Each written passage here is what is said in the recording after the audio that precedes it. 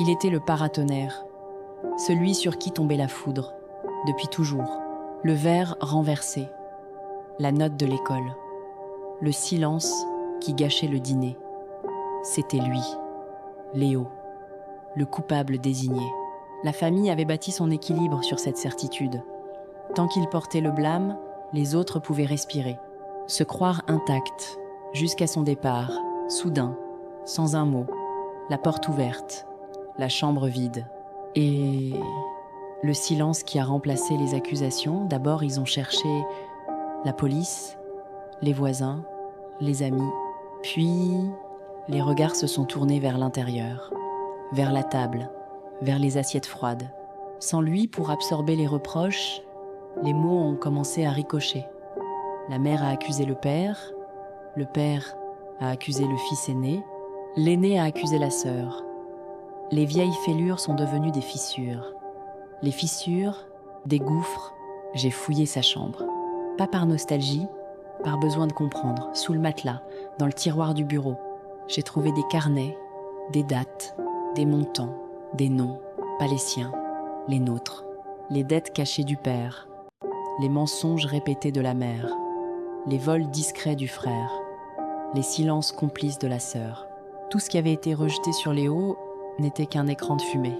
Il n'avait rien fait, il avait tout vu, et il avait choisi de se taire, pour nous garder unis, même dans le mensonge. Le bouc émissaire n'était pas un maillon faible, c'était une éponge qui avait bu nos fautes pendant des années, jusqu'à saturation, jusqu'à rupture. Sa disparition n'était pas une fuite, c'était un retrait de service. Il a lâché l'éponge, et l'eau sale est remontée, a inondé le salon, a rongé les fondations, a montré ce qu'on cachait sous le tapis. La vérité n'était pas qu'il était coupable. La vérité était que nous l'étions, tous. Il n'est pas parti pour nous punir. Il est parti pour nous laisser voir. Sans lui, le théâtre s'effondre, les masques tombent.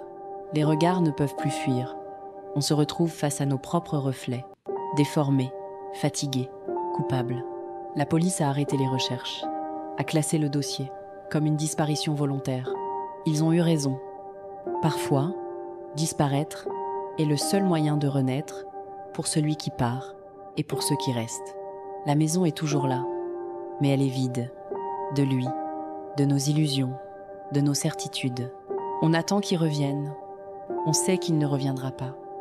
Parce qu'on ne revient jamais dans une famille qui a besoin d'un coupable.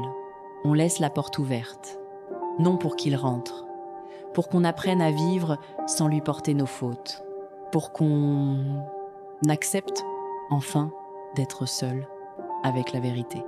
Merci d'avoir partagé ce cauchemar. À très vite dans l'ombre du prochain secret.